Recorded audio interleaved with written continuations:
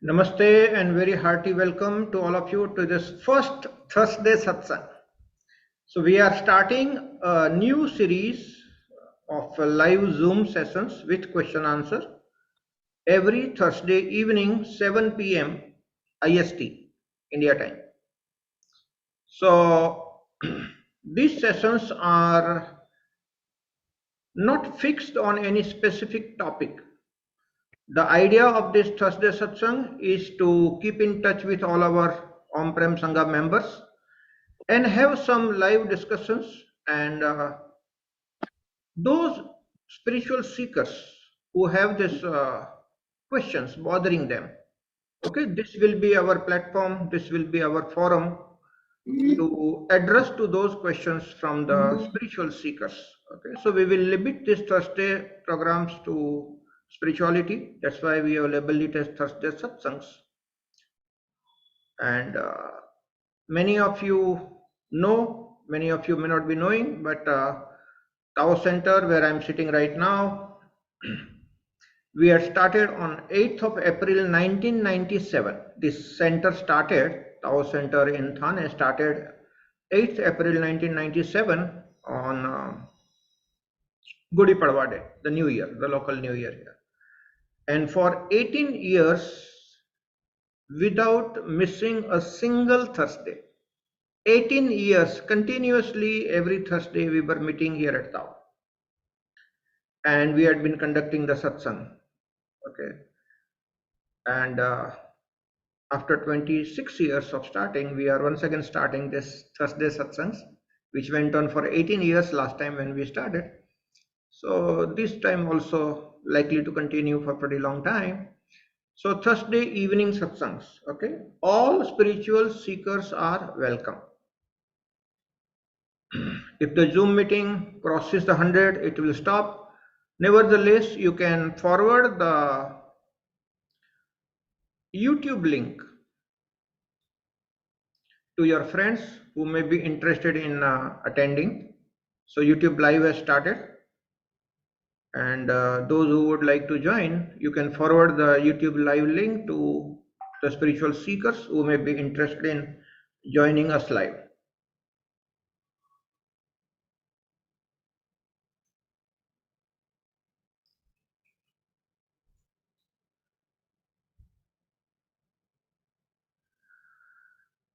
All right, so those who are joining us live on YouTube, I'll be watching the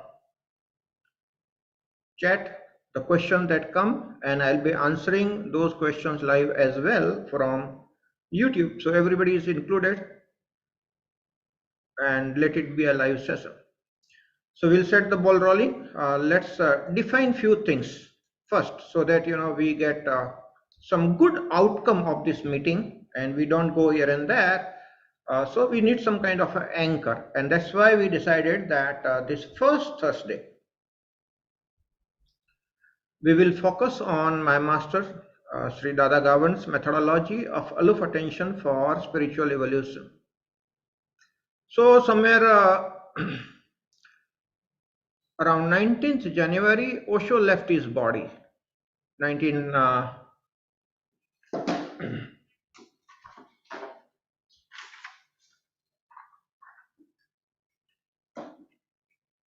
and 26th January 1991, I met Dadaji. Okay. Osho left body in 1990, and 26th January 1990, I met Dadaji for the first time. Then it continued for almost a few decades until he left his body. And there was a major shift in my own consciousness, in my understanding, and a lot of contribution happened for the transformation in this body from my master Sri Dada Gavand. The black statue that you see is Sri Dada Gavand, my master.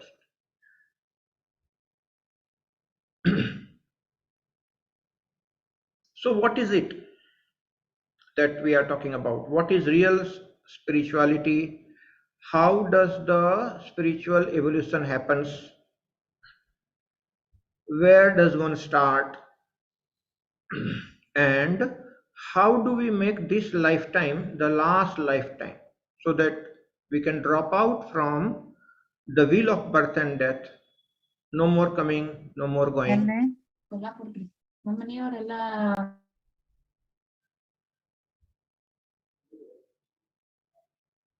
And we complete our journey. How can that happen? We are going to discuss that. Almost all of us are householders. So we have, as a householder, few responsibilities towards the family, toward the earning, attending to the job or the business, and having a family, attending to parents, grandparents, and the needs of the children. And with all these things, we are also interested in spiritual evolution. And at times, it becomes quite a difficult job because we are 24 hours and most of the time goes on to the job or the business front and attending to the family needs. So under such circumstances, how can one evolve spiritually? These were some of the questions that I had been having when I met my master Sri Dada Gavand. And he answered each and every question in a very proper manner. He removed all the doubts. For a couple of years, very intense questioning was going on with him, and he was kind enough to answer all my questions, removed all the doubts, and somehow that understanding that he had been talking helped the transformation of consciousness in this body. Some amazing things happen. So I'm going to share not as my journey, not as a biography, not as a story, but as a part of our own spiritual evolution. Those who are interested in my journey with Dada Gavand, we have already talked. We had live session and the video is available. So we will post that link of the video in our Thursday Satsang WhatsApp group. That is one place where all the details about whatever we are talking will be available on that WhatsApp group, Thursday Satsang, so that we don't disturb other people who are not interested in spirituality. So all the links and details and Zoom links and the recording links and everything will be posted on Thursday Satsang WhatsApp group. Okay. So this video link we will provide you there so that you can see, if you are interested, our journey with Sri Dada Gavand. I have shared a lot. Guruma also has shared a lot in that video, and you can see that video. So today we are not going to discuss in the format of journey. Rather, we will discuss more onto the spiritual evolution and answering your spiritual questions. That will be the format for Thursday Satsangs. So where do we begin? How does the transformation happen? That was my quest. Prior to meeting Dadaji in 1990, I had met Jiddu Krishnamurti at the age of 13 or 14.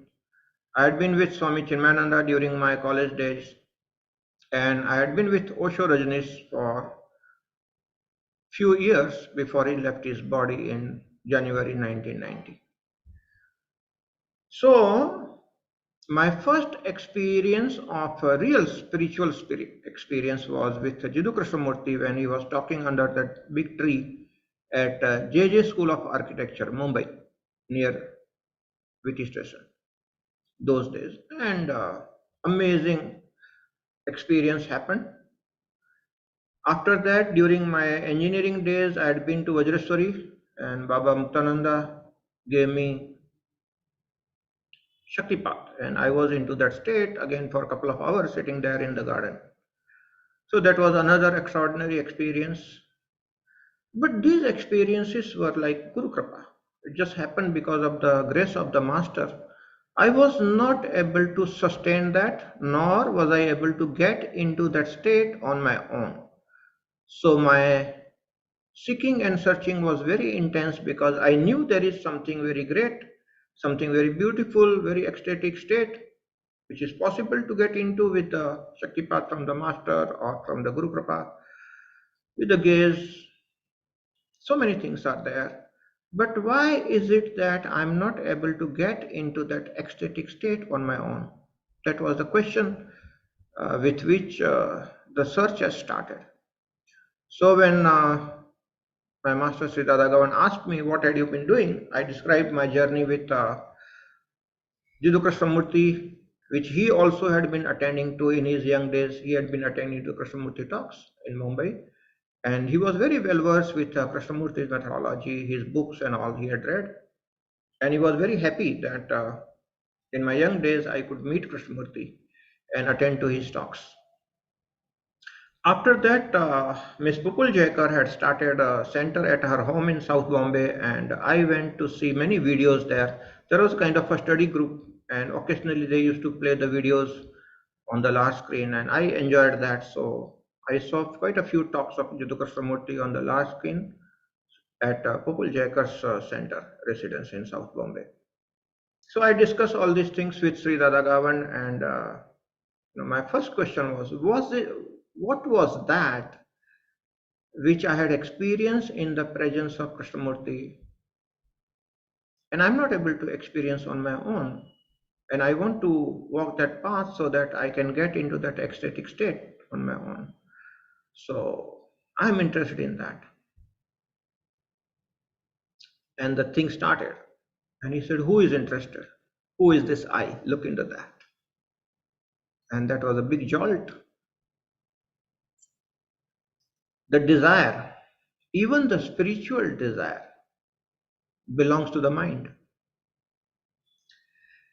And the mind that is trying to catch the glimpse of the spirit is like a wave trying to fathom the depth of the ocean, which is never possible. And the teaching started from Sri Dada Gavan. Says you are trying to capture that with the mind without knowing that mind itself is the hurdle in the process. You have to keep the mind aside, drop out, create the distance. Then there is a chance to stumble upon that. These few sentences of Dadaji created a great hope within me, because more or less I was living into that hopeless state that it is just not possible. It's only that in the presence of the great master it can happen. On my own I can't get into that, but his few sentences created the great hope in me. Ever ready to ask the questions, go deeper into the query I asked, how do I keep my mind aside? Mind is full of questions, concepts, knowledge, information. He said, don't struggle too much. Okay? You're too active. Yes, I was dynamic. I was about 28 years old when I met him. Very dynamic. He said, the first thing that you need to learn is to create the distance within yourself from your thought mind. Learn to watch your thoughts with aloof attention. First time I heard this word or the phrase aloof attention.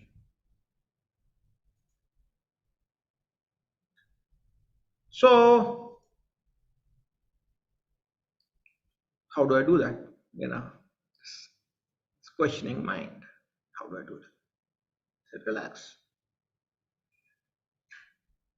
If your mind is too dynamic, you can't do that. If you relax, you can do that. Slowly, learn to observe your thoughts. Your thoughts are wandering. Just create some distance within yourself and look at your thoughts. That is the beginning of the journey. If you learn to look at your thoughts with aloof attention, slowly, slowly your mind will become silent.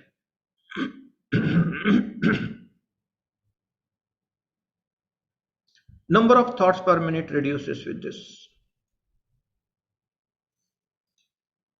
You get into a new kind of awareness that helps you to look into your thoughts and associated emotions. So that awareness slowly develops where you are able to create the distance within you and objectively look at your thoughts and emotions with aloof attention.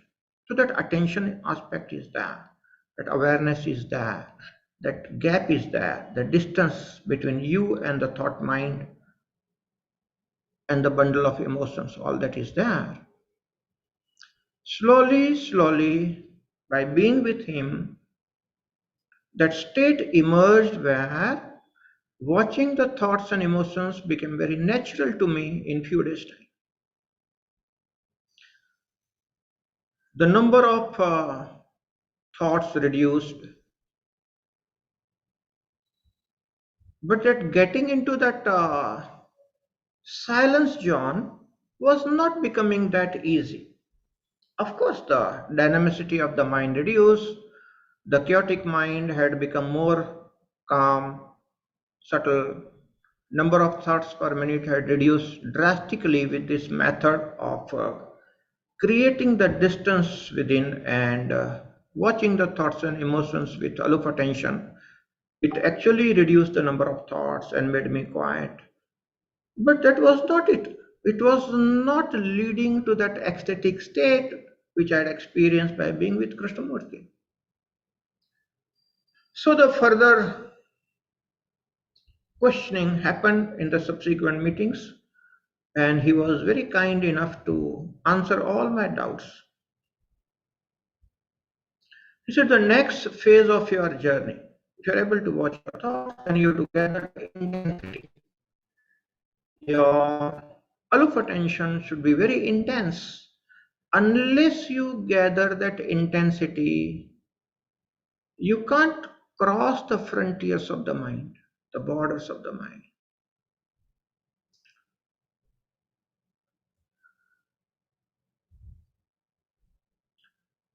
Being in his energy field was making it easier to intensify my aloof attention. And just by being with him, occasionally I will sense the thoughtless state for a few moments, no thoughts. Again, the thoughts come. You know, I had been into that, and my first thought, oh, I am into no thought. The moment you say I'm into no thought, that itself is a thought. So, these kind of things are quite normal in the beginning until you mature in the understanding and are able to hold the thoughtless state with all of attention. Now, that's a major breakthrough in the second stage, where you learn to maintain the thoughtless state, settle into that without exciting your mind, labeling it this way, that way, and all, and just being comfortable in that thoughtless state of mind. That happens when you intensify your aloof attention. It's a wonderful journey. On my own, I would have taken few lifetimes to get there, but being in the presence of the master made it very, very simple. In few months' time, I was able to get into that aloof attention, intensify, and get into the state of non-thinking with full awareness. So the aloof attention will be there, the thought mind is not there, and some kind of quietude, calmness, silence used to develop. I was enjoying that silence, there is no doubt about that. But I told him, this is not it. I had experienced something extraordinary by being in presence of Jiddu Krishnamurti. This silence is not that. Yes, I know this silence is not that, but this is not it. It was something much more different than this. So what was that? He said, relax, you'll get there also if you understand few more things. So what is it that I need to understand further? He said, your very hankering for that state is the hindrance to that. Stop desiring that state, because that desire is taking you away from that state. You are hanging on to the memory of what happened with Krishnamurti.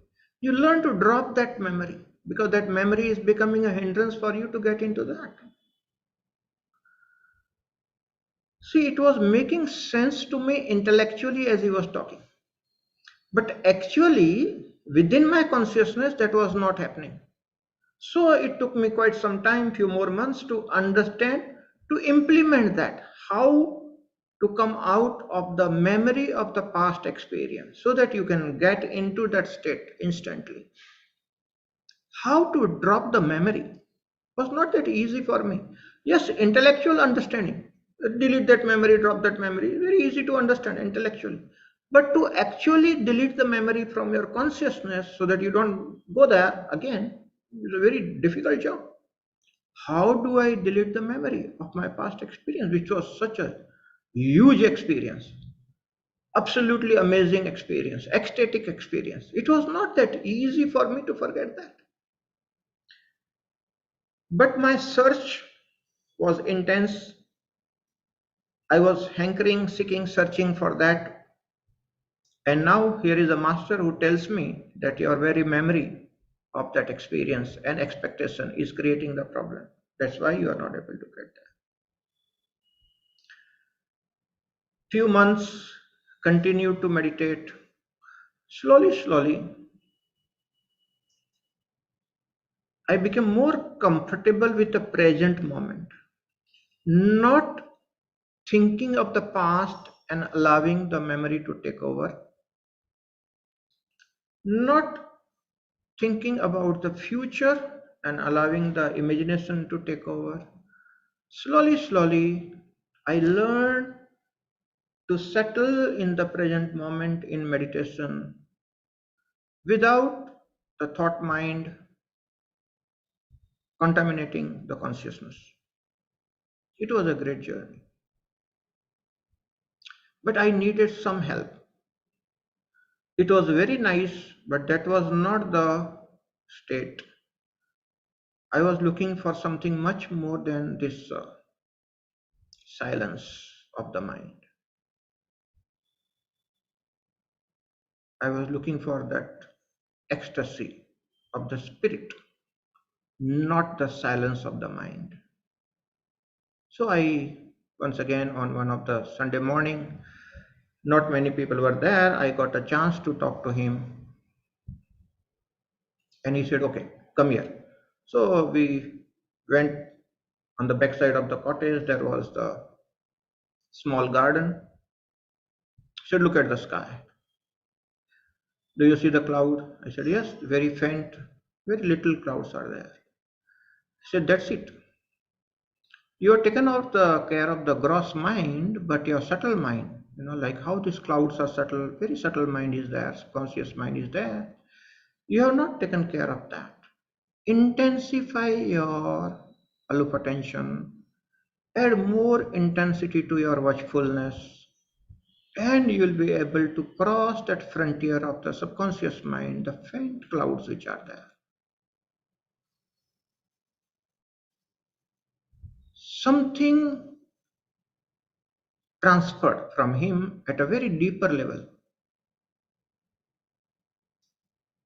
and I could experience, around my diaphragm, around heart region, as if I was going deeper into myself. And that was for sure the Shakti path that he did with right understanding, just by being in his energy field. And we came back, he sat down, I sat down at his feet and went deep into meditation.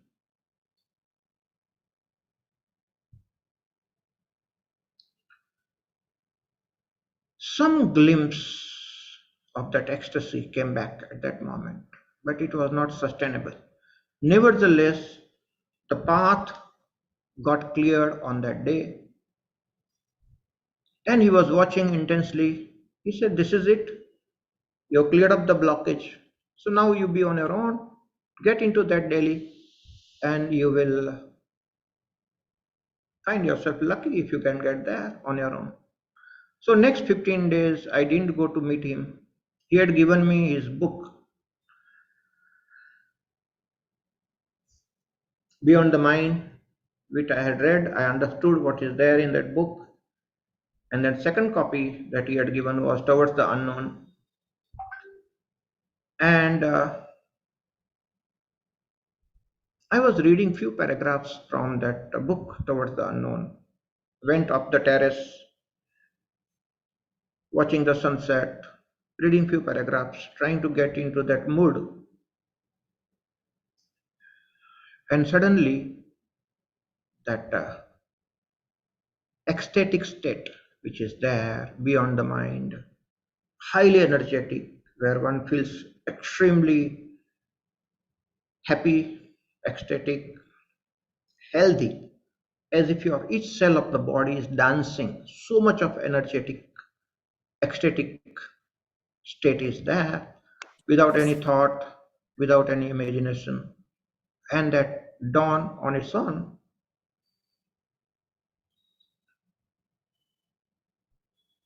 Something extraordinary happened on its own. That was 13th July.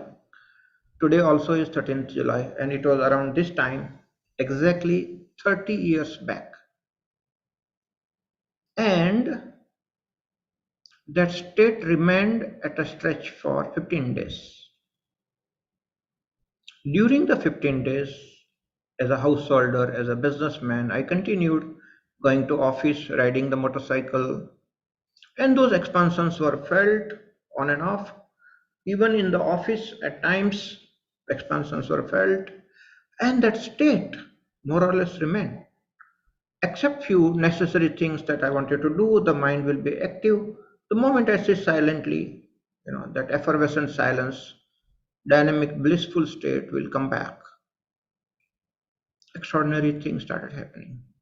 I felt so happy, felt so grateful for the master that yes, it can happen if one meditates, and on one's own also it can happen if one intensifies the journey of aloof attention. So that state remained, and for 15 days it was there, and suddenly it disappeared one fine morning. And I was feeling so suffocated. I didn't know what happened. It's gone. And it was Sunday morning, so I went back to Yavur Hills to meet my master. And I described the whole thing, that the 15 days I was enjoying that, what I had been after you, it happened like this, and I had been enjoying, and suddenly gone. And now I don't know again how to get there. So yeah, how did you get there in the first place? So I described, I was reading a book, somehow I was wondering, and it just happened. But I don't know how to get there again. So don't worry, come again. So we went backside, sat in the garden, and he said, feel the flow of the air in the garden open. The movement of the air was felt, and he said, okay, catch this air in your fist. I said, no, I can't. But he said, that's what you are doing. I said, open your fist, let it go. Experience it now. Boom, it was there again. The mind trying to get there again was a hindrance. Let go of the mind and you are there. So that trick was understood. You don't have to think about it. Thought is a hindrance to that state. If you stay into thoughtless state with full intensity, it happens naturally. That's it. That's all that is there. Such a simple thing. Took me very long time. Being a slow learner. Okay. Some of you are very, very intelligent people. If you can catch it, can happen to you instantly. So what is the fundamental learning of Dadaji? Dada Gavand. Dada means the elder brother. He was known as that, and then as a grandfather. Dadaji means grandfather. So he was earlier known as Dada, which means elder brother, and later he was known as Dadaji, which means grandfather. So his entire teaching is simple: create the distance within you, observe your thought, mind, and emotions with aloof attention. Let the number of thoughts reduce. Intensify your aloof attention. Reduce those subtle subconscious thoughts also. Stay there without expectations. And boom, it happens. You get into that, you know your true self, your spirit starts flowing instead of the mind.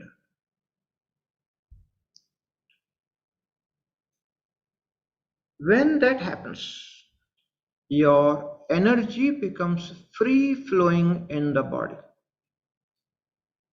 When energy is free flowing, it's not held by any thought mind, any preconceived notion, any structure, any dogma. That free flowing energy in you is known as Jivan Mukti. And such a person is known as Jivan Mukta. Life in freedom, the English translation, Jivan Mukti. Life in freedom. So, as long as you are alive in the body, the life energy is free from the mind.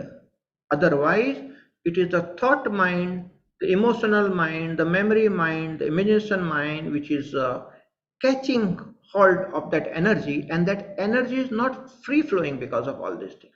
Once you let go of all that and you know your true self, the energy starts free flowing, and that's called Jivan Mukti, Jivan Mukt Avastha. It's a state where life is in freedom and that energy is not caught by thought mind, any regimentation, dogma, discipline, anything of that kind, because the thought mind is not there. So that life energy starts guiding you, not the thought mind, not the intellect, not the smartness, but that free flowing intuitive energy is a very intelligent force that guides you through the life. It's a very extraordinary dimension, a totally new dimension unknown to the common man in the world. It's a dimensionally different phenomenon.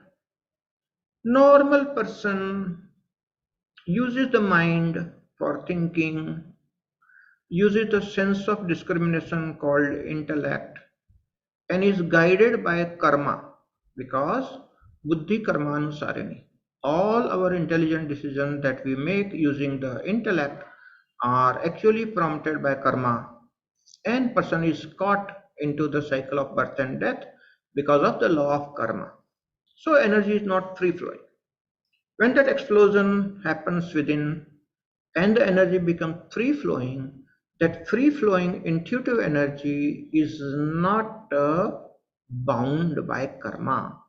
That's where the freedom is experienced. It's not the intellectual understanding, it is the existential state.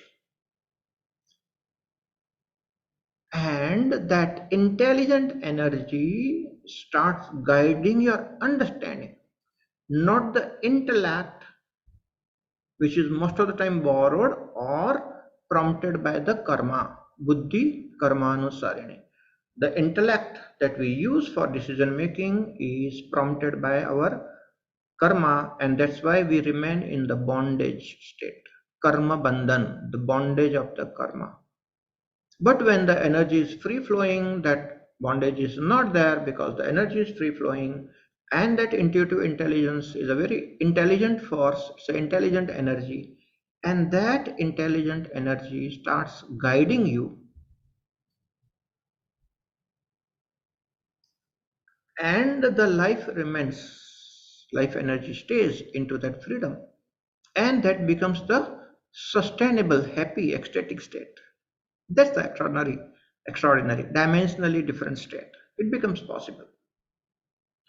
Of course, if one wants to come back to the normal thing like a mind, the mind is available. You are the master of the mind. You can use the mind. You can use the intellect. You can understand. You can do few little things as per your old style. But this new style is also sustainable. But once you experience this new thing, going back to the old style doesn't make any sense. See, it's like you had been riding the bicycle and suddenly you got a Mercedes. So after you get the Mercedes, it's not that you can't ride the bicycle, you can. But if you enjoy the Mercedes, you don't feel like riding the bicycle. It's like that. So this state of free flowing intuitive energy, which is there, which is guiding, then using the intellect for decision making doesn't make much sense because it's a very crude method, old method, not very effective method. But that's what most of the people know and most of the people do. So, my dear friends, my promise to my master, you know, I want to tell you the background why we started this Thursday satsang. On one fine Sunday morning, I met Dadaji and I was telling that you help me, you have to help me. He said, why? I said, if you help me, I'll help thousand others. I said, are you sure? I said, yes, yes, I know so many people because I had been into training and I knew people. He said, okay, but don't forget your promise. I said, yes. So recently I had been pondering over, what are the things that I need to complete. And one of the things, once again, I remembered that the promise that I had made to my master, that if you help me and if I get into this state, I'll put the whole world on fire. I'll help the whole world to get into this state. I'll go all over the world and ignite this state in the people.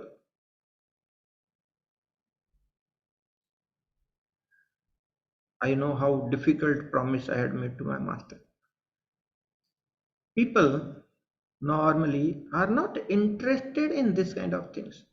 Very few, very sincere, honest spiritual seekers are interested in this kind of a thing. Average person is interested in how do I earn more money, how do I improve my health conditions, how do I improve my relationships, at the most how do I get into Kundalini awakening. Some people are into that, but these are the normal questions.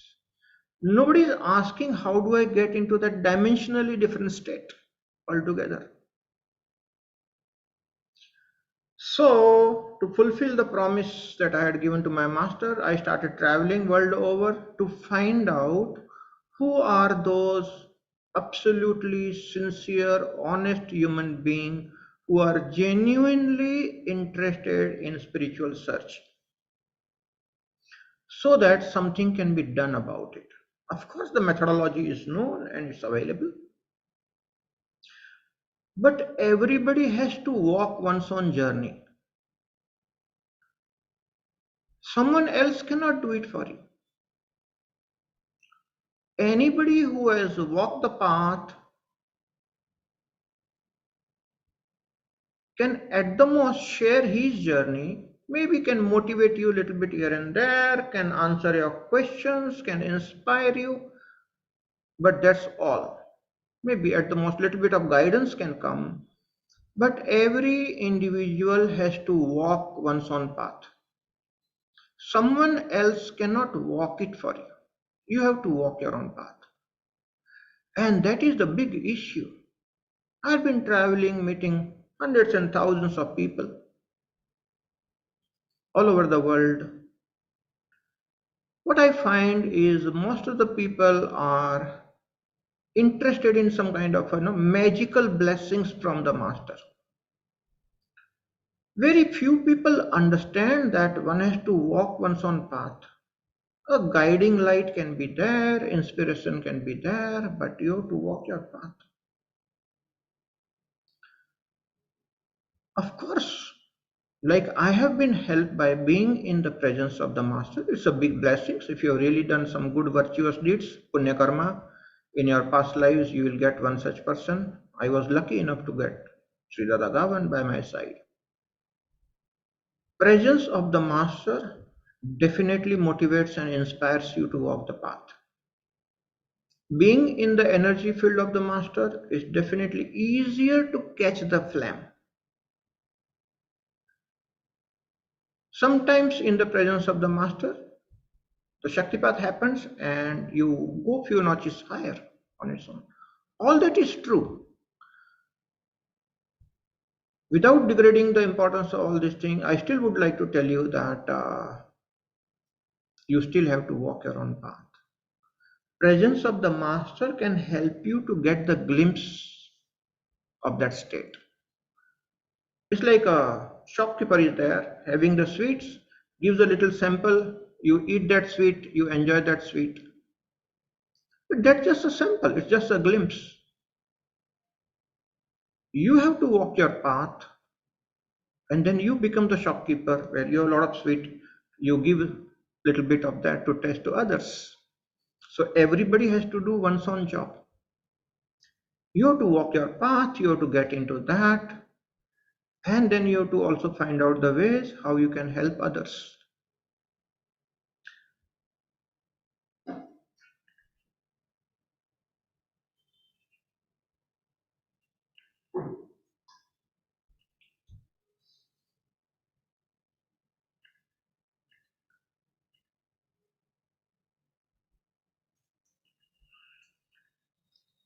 Okay, so almost 45 minutes over. As I told you that this will not be one-way communication. This is more for answering the questions, genuine questions of the spiritual seekers.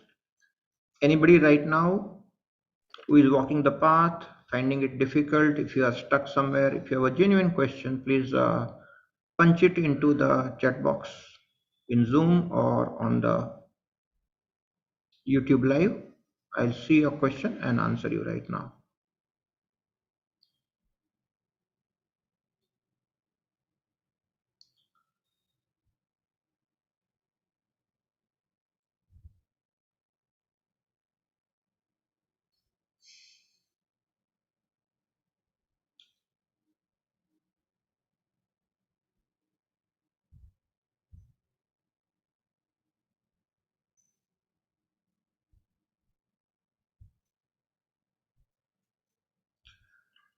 Okay, so we have a question from Kushagra Bhardwaj.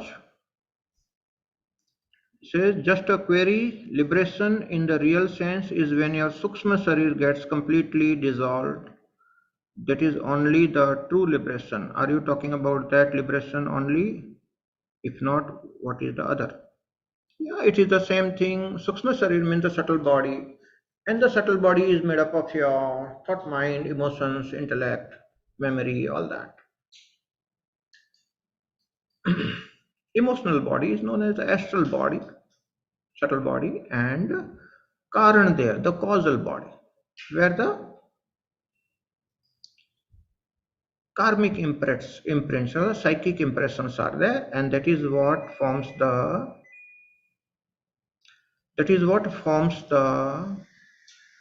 subtle body.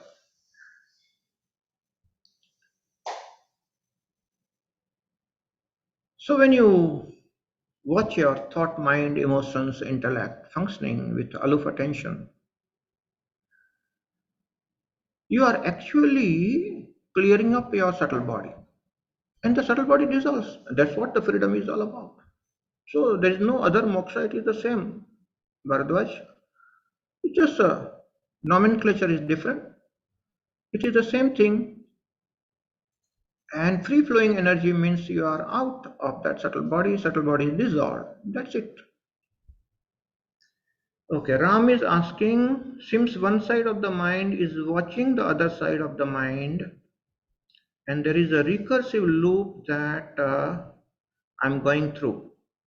How do I get above the mind?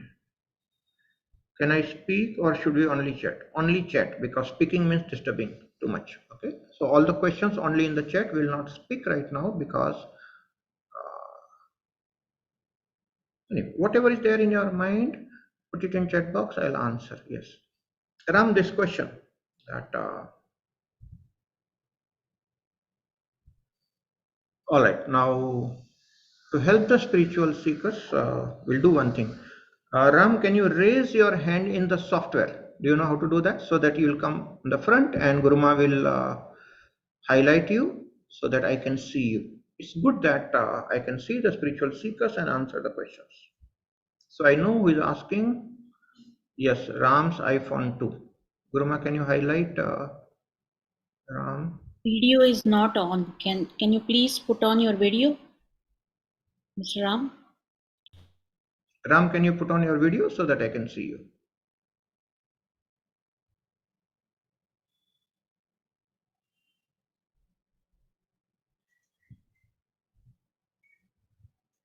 In the meanwhile, we can take another question. Okay, I'll take another question because we want the person to be highlighted so that I can understand who the person is.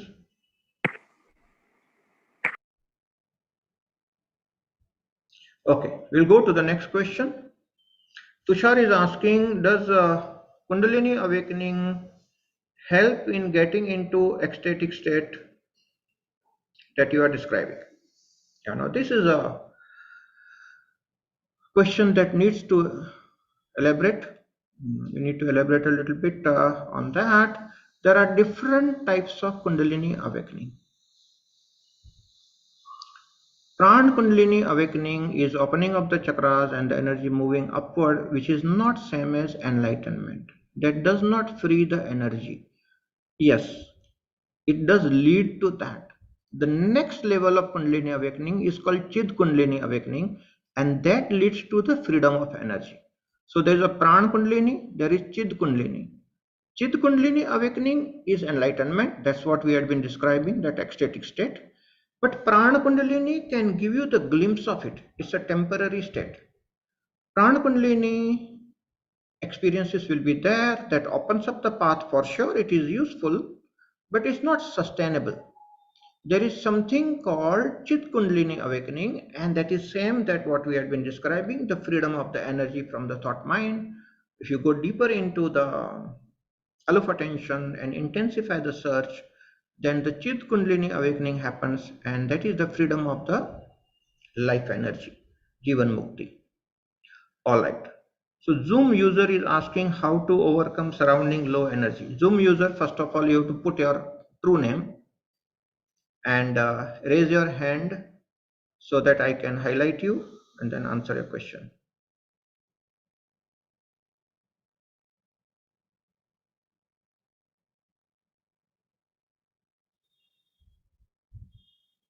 All right. Sadhana is asking many times, even if forcibly sit for meditation, not able to continue with meditation. If you sit forcibly, you can't. It has to be your genuine, honest, loving ways of sitting in meditation. Forcibly sitting in meditation doesn't help. That kind of forcible techniques do not work. It has to be a natural state. Whenever you feel like happy and you sit in meditation, maybe you are better placed to get deeper into meditation. Don't force yourself otherwise. Shilpi Sud is asking how to create distance from thoughts and intensify aloof meditation. See, initially you are in that loop, what the other person had been asking. It's like a one thought thinking of watching the other thought. For a common man who is all full of thought, cannot understand anything. So there is a thought in the mind saying that I want to watch the thought, which means a thought wanting to watch the thought. That's called the loop of the mind. Most of the seekers in the beginning are in that loop. It is just a thought and there's no witnessing. Let me tell you one incident where Dadaji actually answered this question very nicely. We were traveling to Bangalore, and then Bangalore we went to Krishnamurti's school in South India. It's called Rishi Valley. And there Dadaji gave 3 talks to the teachers of Rishi Valley. And one young, very intelligent teacher, very sharp and alert, looked like a very uh, intelligent guy. He asked Dadaji, I just have a thought of witnessing a thought. How does the real witnessing start? Tell me. And I was very keenly observing Dadaji, how does he answer that question? Because that is the serious beginning of your spiritual search if you understand this answer. So Dadaji very compassionately looked at him and said, yes, you have a thought which is wanting to observe another thought. Now, give a third thought a challenge to watch these two thoughts. So there is a thought of witnessing the thoughts, and there is a thought to be witnessed, and there is a third thought which is challenging to watch the two thoughts at a time.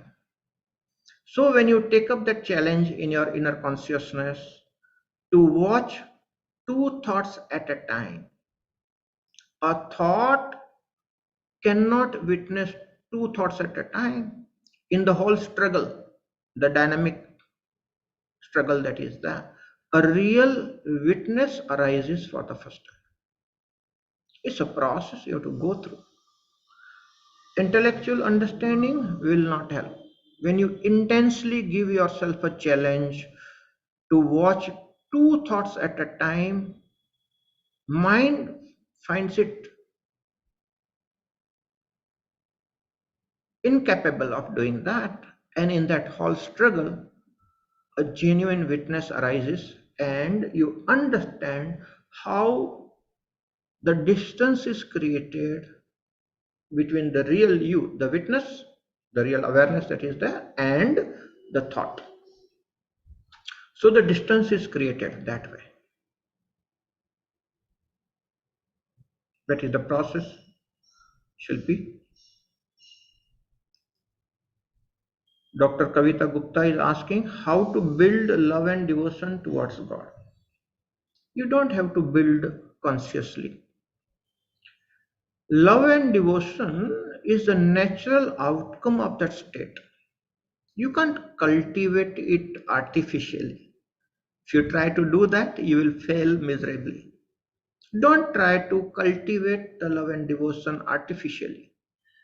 Just get into the aloof attention, go beyond the mind, experience the real you, the spirit, the energy that is there in you.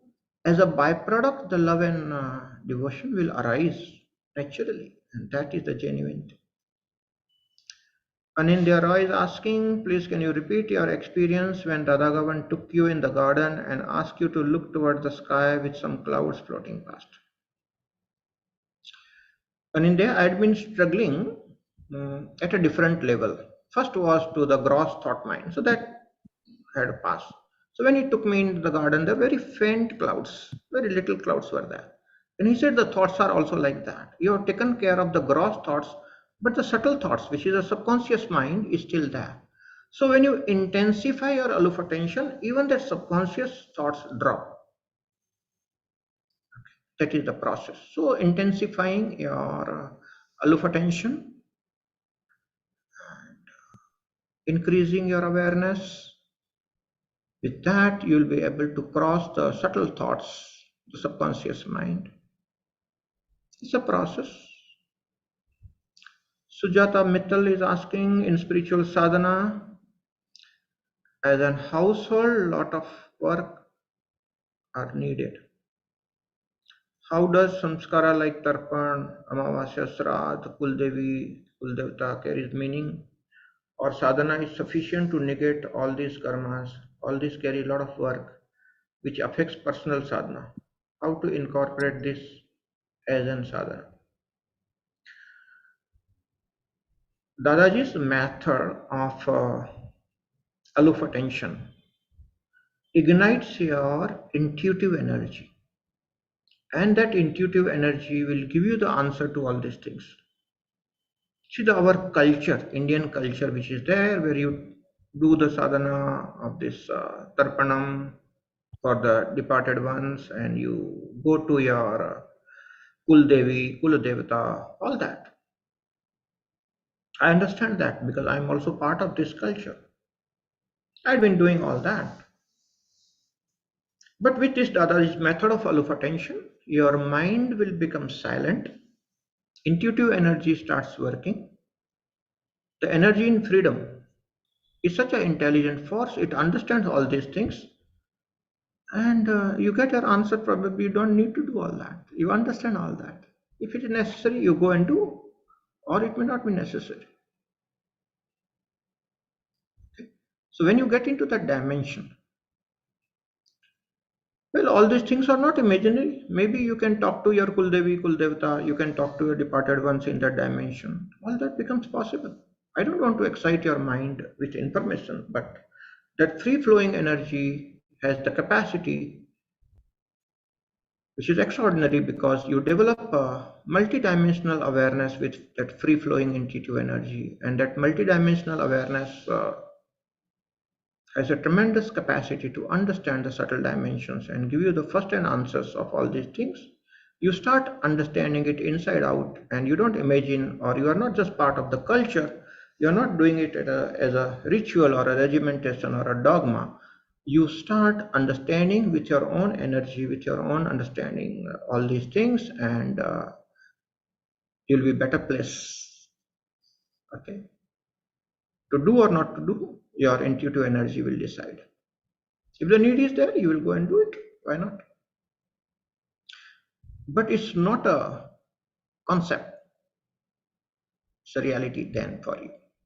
So, Sujata, my answer to you is get deeper into sadhana. All these things, answers you get from inside. Okay? You start understanding life, you will get your answers. Your own understanding will give you the answer. And that's amazing thing. Okay, Rajiv Rampal is asking on my individual journey how to keep increasing intensity.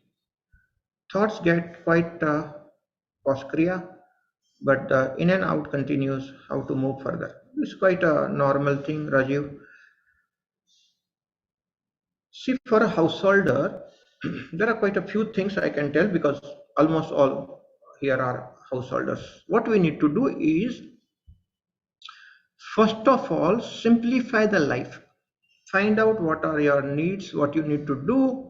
Yes, you need to earn money, take care of responsibility of the families there. I can understand that. You don't have to run away from the world. Settle your life, do what is necessary. Know for sure where you are wasting your time unnecessarily. Those things you have to remove. Then create some time and space, maybe 1 hour in the morning, 1 hour in the evening, and go for very intense meditations. Let me tell you one method of meditation that give me tremendous result, and you can try it out. It's very, very easy. So I was sitting on the terrace in an inclined chair and look into the clear blue sky with open eyes. That was my meditation style. I learned it from Krishnamurti. In Krishnamurti's book, it is described that he was watching the clear blue sky with open eyes and used to meditate. So I said, that's a good hint. Let me try that. I tried that and got a breakthrough. So when you do the meditation with the open eyes, the power of meditation is like 100 times or 1,000 times more than your closed eye meditation. But it's not for the beginners. Beginners can do better with the eyes closed because opening the eyes means distracting in the beginning. But if you are able to watch your thoughts with aloof attention, with great intensity, then you should try the second stage of meditation, which is called open eye meditation. So just keep your eyes open, look into the clear blue sky, and keep witnessing your thoughts. So inside, outside, the gap is there, and suddenly you see that you'll experience that oneness. This open eye meditation is a very powerful tool to get into that ecstatic state of oneness. Okay, try it out if you have time. Okay.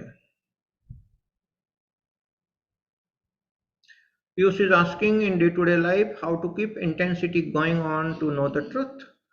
Have that understanding that you need to spare quality time for your sadhana and intensely watch, simplify your life and get into that intensity by giving your time and talent at least 2 to 3 hours, 4 hours in a day.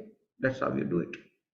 And remove unwanted things from your life. Then only that intensity will come. Otherwise, you are wasting your energy into unwanted things. Yes, few things you need to do. You have to attend to your job, your business, earn money, take care of family responsibility. Don't avoid that. That is necessary. But there are a lot of other things which you may be doing and wasting your time, which is not necessary. Cut it down so that you can get into that highly intense. Vasudha is asking, when I sit for meditation, my back start paining. How to overcome this? Give your back some support. Have a L-shaped chair, which is meditation chair available. Support your back properly, and or go to a Ayurveda charya, take massage. If the physical body is paining, it's difficult to get deeper into meditation. The first thing is you take care of your body.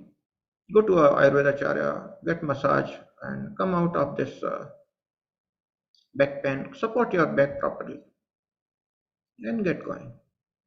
Janvi is asking how to just observe the thought without involving in it and get into the aloofness. That is the point. Initially, thoughts want to observe the thought, give that thought a challenge, watch two thoughts at a time, and suddenly the distance develops. And then you are able to witness the thoughts. Then just gather the intensity by giving more time and talent to the state, and that's how you get going. Bhavatos is asking all the time, is it possible to attain similar vibrations during sadhana? If not, then how can we achieve it? Yes, with a lot more practice, you can get into that intensity. It's not easy, let me tell you. It's quite an effort in the beginning, but at the end, it is effortlessness. If you understand, no efforts are required. But until then, you have to spare your time, talent, put yourself into that space, give yourself the time so that you can get that intensity. Okay, Sumit is asking, if I change time and place, I'm not able to concentrate in the sadhana.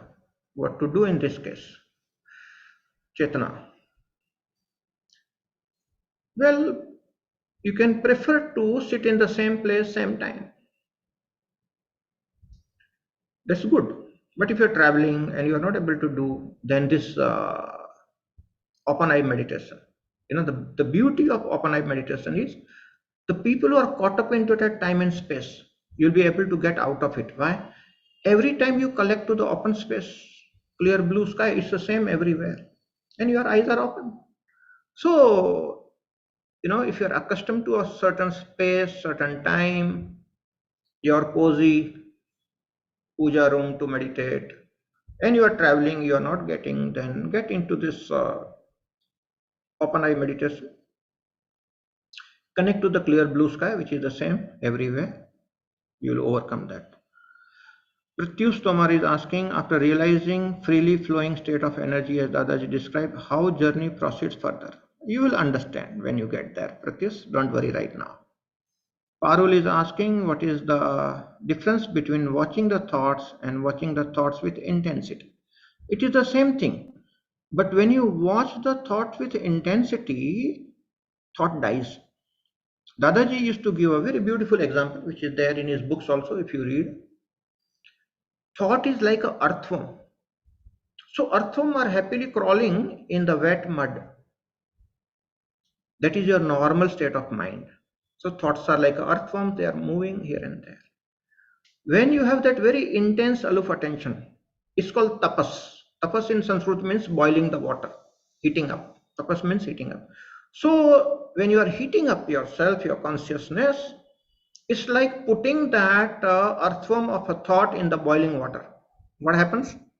The earthworm dies instantly in the boiling water. So when you do the tapas, when you do your intensifying of sadhana, then the thought dies instantly and you get into the thoughtless state. That is what is the intensity.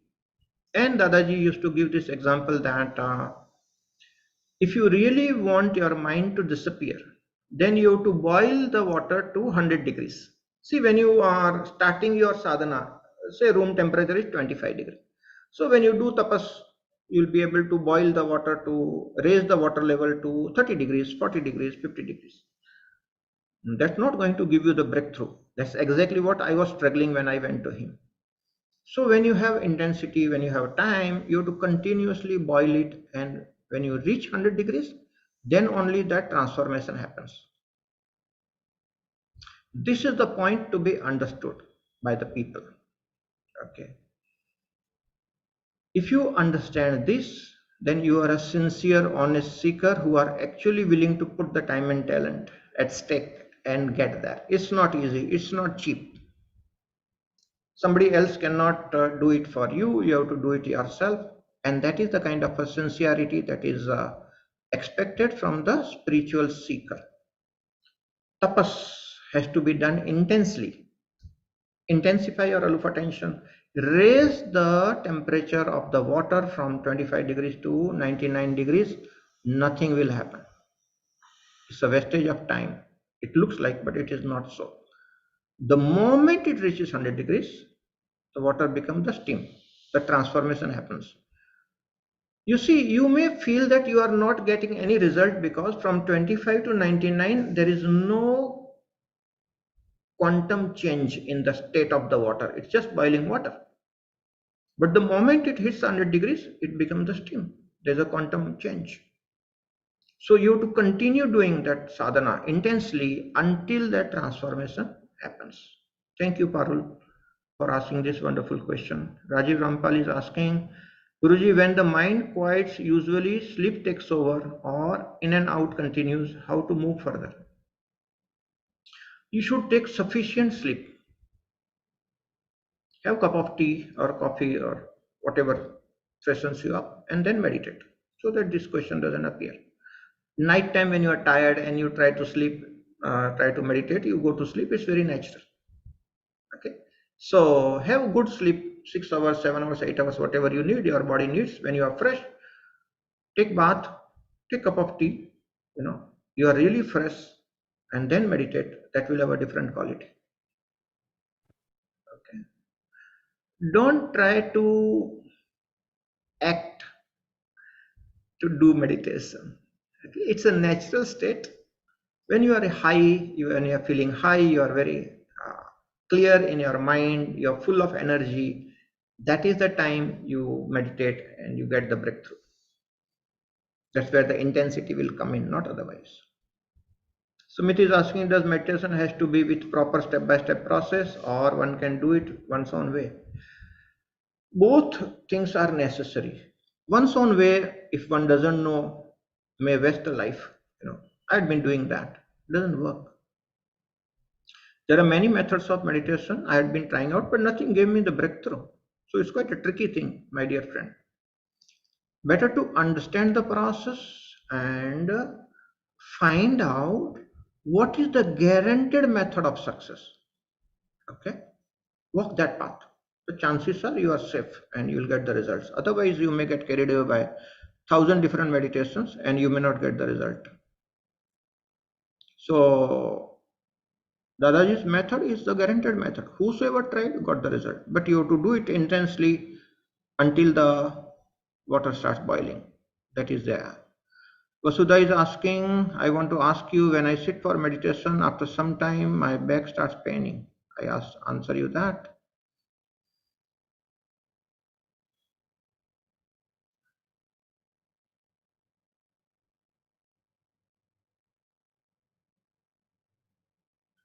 So Amanatri is asking how to control thoughts and convert into energy transformation. Not controlling the thought, Aman.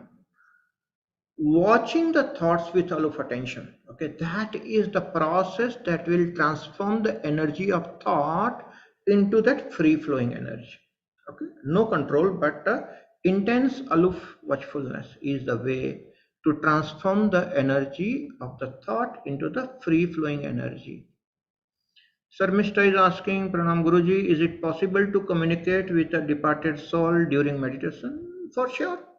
My father expired and I was with Dadaji, and for a few days, I used to communicate to him. He was available as a white cloud, the six body system, and even after that, after 13 days ceremony and all, yes, occasionally I used to talk to my father who had departed. Very much possible, because you get into that other dimension, which is the timeless dimension, or you can say after death dimensions. If you go deeper into the multi-level awareness, multidimensional awareness, then the after death dimension also becomes available. So definitely it is possible. Kushagra Bhardwaj is asking, some people get enlightened when they go to a particular place with a past life connection. How does that work? Your intuitive energy guides you. If you are stuck somewhere and you need to go to a particular place and clear up those karmas, your intuitive energy will guide you. You just focus on the sadhana. Rest of the things will happen naturally. Sarmishta is asking, during our sadhana, is it important to do spiritual techniques such as meditation to reach divine, or do we also need bhakti? First, karma yoga. Do your karma, earn your bread, become financially independent so that you can spare time for meditation. Otherwise, most of the people I see are always worried about the job, and the job does not allow them the time to do meditation. So first is karma yoga. Do your karma, earn the money that you need to survive. That's your responsibility. Financial independence is your responsibility. Do your karma, create that time and space for your sadhana. Second comes kriya. So you have to have energy. When you do kriya, you become more vital. Only then you can have high intensity meditation. So I always tell people, do pranayam, do kriya before you get into meditation. Third is meditation. When you go deeper. So Dada Gavand's methodology is third stage. So you go deeper into meditation, increase the intensity, and then automatically that understanding dawns on you, and that is called Jnana Yoga. The Gyan happens, awareness develops, and awareness falls upon itself, the self-realization happens. So you know your Atman, you know your true self, that's called self-realization. That is called Gyan. Once you understand that and go deeper into it, love arises in your heart, compassion arises, devotion arises, and naturally, bhakti is the outcome of that. Now, people who just do bhakti artificially from the outside, it doesn't work. It never gave any breakthrough to anybody. But bhakti that comes out from that state in the form of kirtan, bhajan, chanting, or just the bhava, bhakti bhava, the devotion. That's a totally different thing. That's not to be done. It's a happening. It's an outpouring of your love in your heart for the divine. That bhakti happens. You don't have to do. If you are trying to artificially do, you are wasting your time. Do meditation. Ram is asking how to deal with one side of the mind, watching the other side, and also dealing with the recursive loop. I think I have answered that. Sound healing meditation works for me. Other can learn and try this amazing, powerful, beautiful method. There are many ways. Sound definitely is a very powerful method, scientifically developed. If it works, that's great. How is watching thoughts different from Ramana Maharshi's Who Am I investigation? Don't try to do the comparison between the two master thing. See, my master Dada Gavand actually went and met Ramana personally on that hill where he was sitting. Okay. And he had described Ramana was a very wonderful master, silent. In that silence, if you can connect, you get that. But if you are reading Ramana's book and you are reading Dadaji's book and you are making comparative study, you can create a thesis, you can get PhD, but you will not get enlightened. It's a mental activity. The very fundamental of Dadaji's sadhana is avoid the mental activity, go beyond the mind. So watch this mind which is playing the tricks and keeping you engaged in the thought mind. Create the distance from your thoughts, watch intensely, get into the no mind. That's where the divine is waiting for you. Pratyush Tomar is asking, is choiceless awareness of Krishnamurti described same as aloof attention? Again, comparative study, comparing the words doesn't work. When it actually happens, you will know. Sonali is asking, how do we practically manage devotion more hours of sadhana? Practically manage devotion, devoting more hours of sadhana, of meditation for breakthrough to happen and doing our daily jobs of office, taking care of house and family. No, I think I answered that thing. Do what is necessary. Cut down what is unwanted. Give quality time to your child and then give quality time to your meditation. That's it. Okay. So when you can spare time and have that intensity, it works. Vijay Ingrid is asking, nowadays I feel I'm stuck somewhere because can't go ahead. Doing Brahma Muhurta meditation, I'm doing every day. Please guide me. If you are enjoying Brahma Muhurta meditation, that's great. Create a distance between you and your thoughts. Watch your emotions, watch your thoughts with aloof attention. Intensify your sadhana by adding more fire into it, being more inspired, being more motivated. By increasing your awareness, increasing the intensity of your aloof attention, you will be able to raise the temperature of the water beyond 100 degrees, and that's where the breakthrough happens. All right, so that was the last question. All the questions are answered from YouTube as well as the chat. Ram is asking, can you kindly once again tell the two thought concept you mentioned where witness attitude comes in? I didn't quite understand. Okay. No need to repeat, Ram. This YouTube video will be available. I've already repeated twice. You can see the video 10 times. That is the beauty of this technology.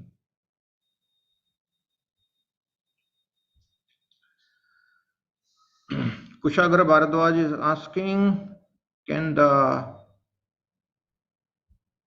Devatas like Lord Shiva grant moksha to their devotees, as is mentioned in our Shastras? Kushagra, you have to meditate and get into the different states of awareness. Okay? In Pashupat Savism, we talk about 21 levels of awareness. One of the level of awareness is called multidimensional awareness.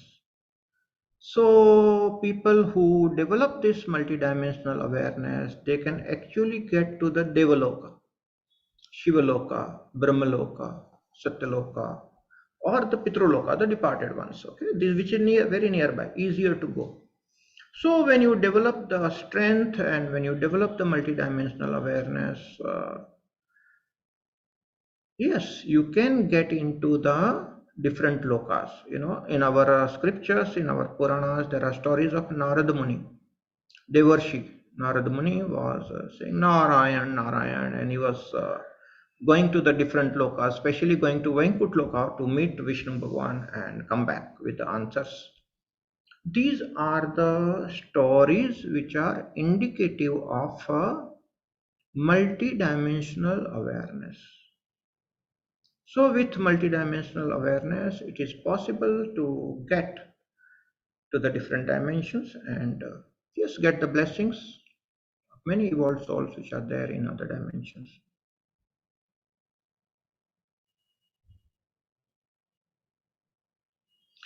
Sumit asking, one spiritual practice, one get moksha by natural death only or any other way also possible? I didn't get the question properly. Can you reframe the question, Sumit? I'll answer your question. Okay, right now, today's the essence of what we have talked, you know, Create time and space, quality time for your meditation. Get into high energy meditation, high intensity meditation. Watch with intensity your thought mind. Create that distance, watch it intensely, get into the no thought zone, increase your body mind vibrations. Okay. And when you keep on increasing that continuously for a longer duration, then that breakthrough happens, because tapas has to be done to raise the temperature from room temperature to the boiling point temperature, 100 degrees, say 25 degrees to 100 degrees. Okay, I got a question, Sumit. One following spiritual practice, one get moksha by natural death, or only death only, or any other way also possible? Yeah, I got your question, Sumit, now. So, see, there is something called bonded soul, Baddha Atma. In our scriptures it is said, Baddha Atma means bonded soul. You have no freedom. A common man has got no freedom. You are bound by your karma. Buddhi karmanusarini. Your karmas coming into the prarabdha, prompting your buddhi, your intellect. Accordingly, you take decisions and you enjoy or suffer as per your karma. There is no freedom at all.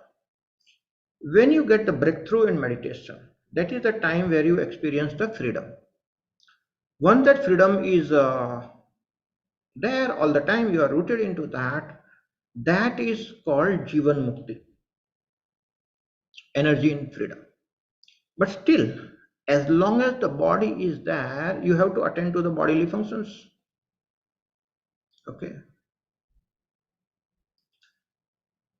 So to certain extent, the freedom is gone. That's why it's called Jivan Mukti, not Param Mukti. The energy is free flowing in the body. Only when the disconnection with the body happens, that chetana, that energy which is free flowing, is disconnected the body. That is called Param Mukti. That is called moksha. So there is Jivan Mukti as long as person is alive in the body, and there is Param Mukti, which is disconnecting with the body. So body is made of a Panchama Mahabhuta, dust unto dust, disappears into each Mahabhuta, and that vibrating energy which is there, which is your real true self, the spirit, attains to the moksha, the Param Mukti. Hope you understood this thing. That completes our satsang. There are few announcements right now.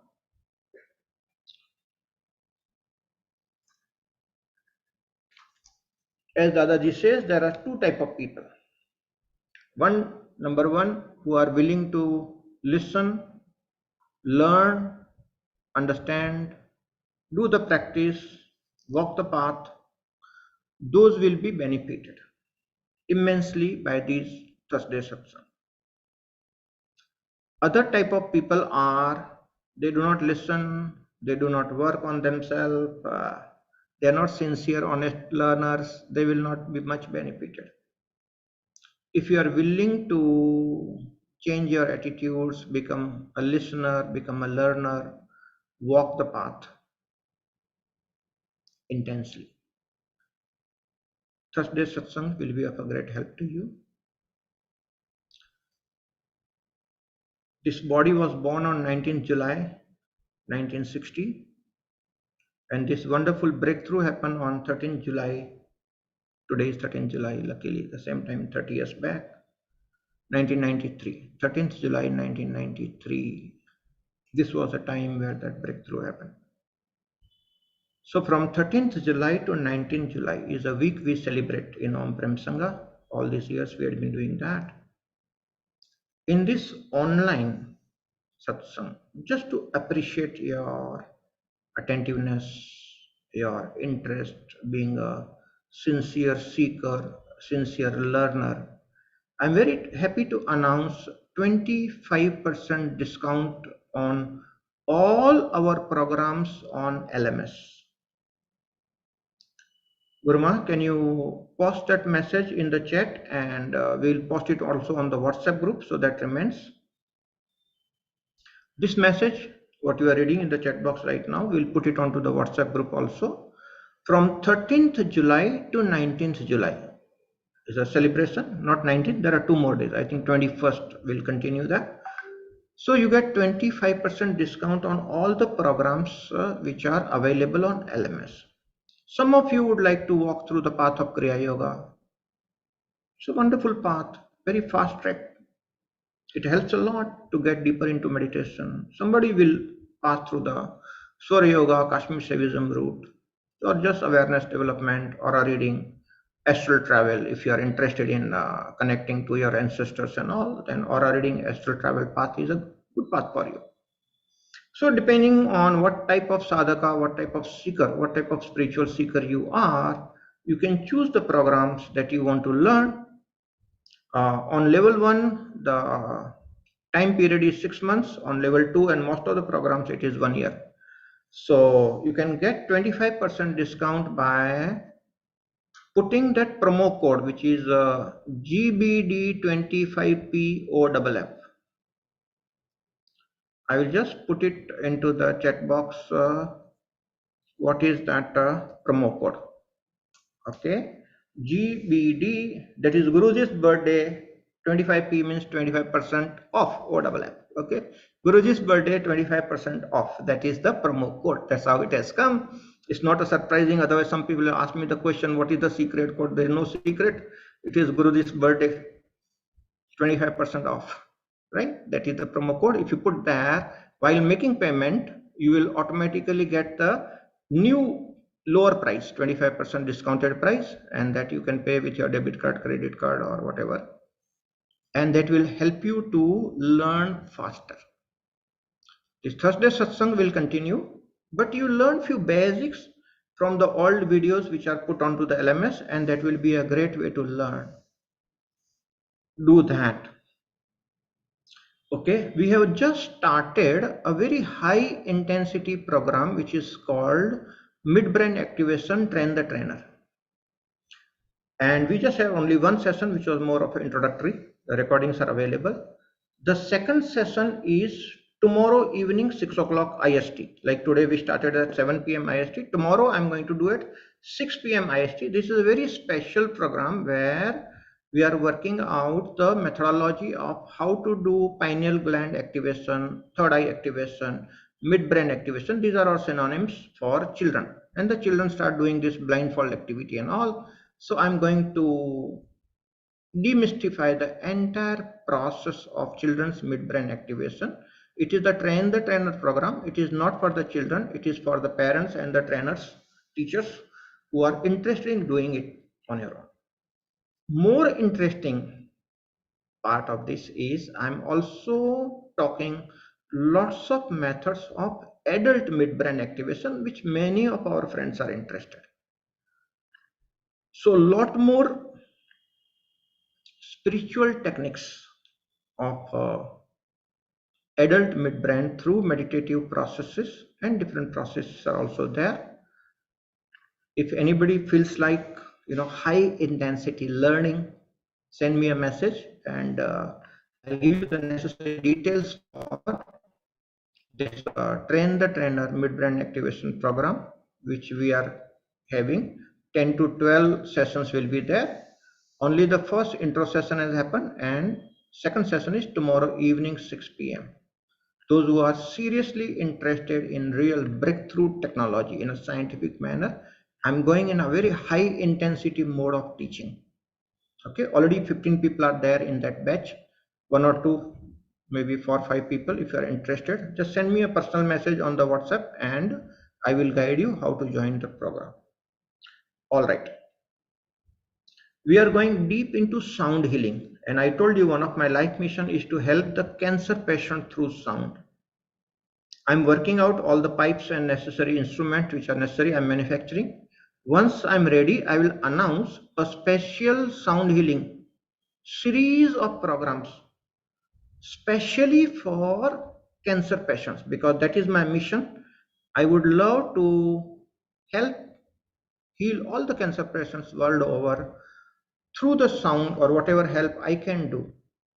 Okay, all the sessions will be absolutely free, no payment for that.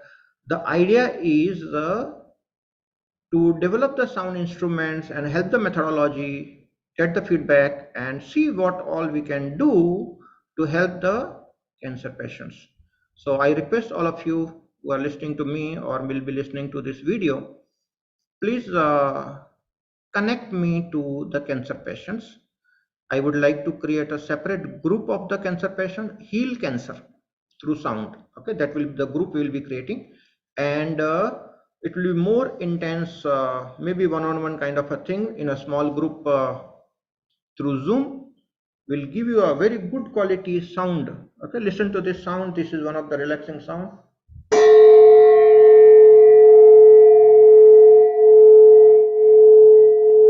So there will be many instruments which help heal cancer, or at least relax the cancer patient, reduce the pain. Lots of suffering is there in this world, my dear friends. As a human being, if we can reduce the suffering of somebody through the Zoom remotely, I think that's a great service. Uh, we have set up the things in a way that the quality of the sound now is very, very good. You can see these balls are there.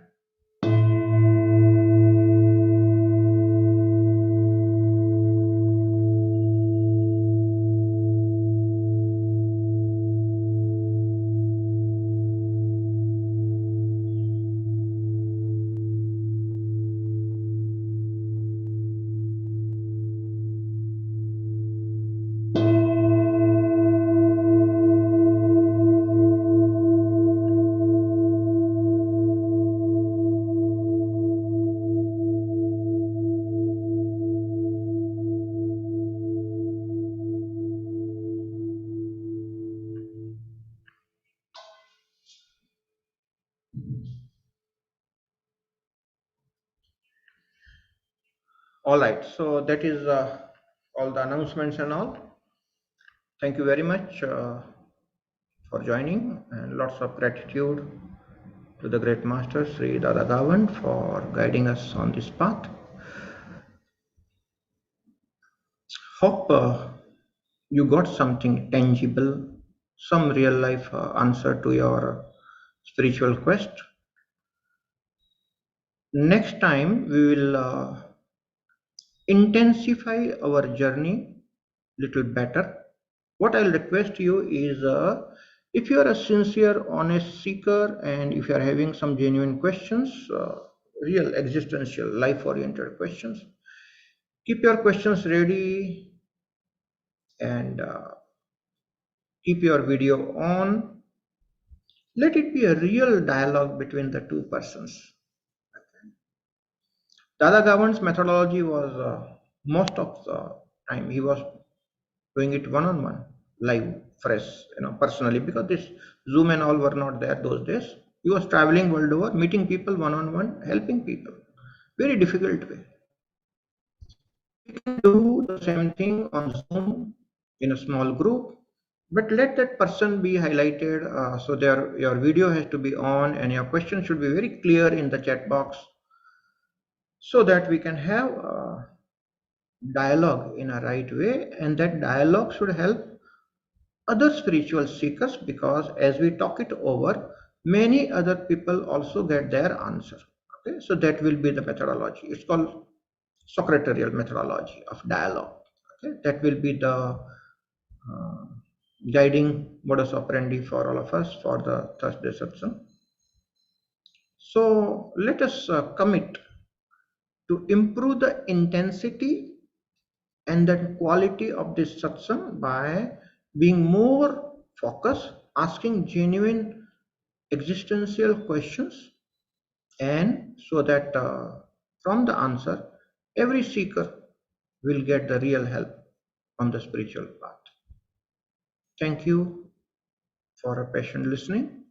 Thank you for joining this satsang. Gratitude to all the masters. And we'll have Thursday satsang session 2 next Thursday, same time, 7 p.m.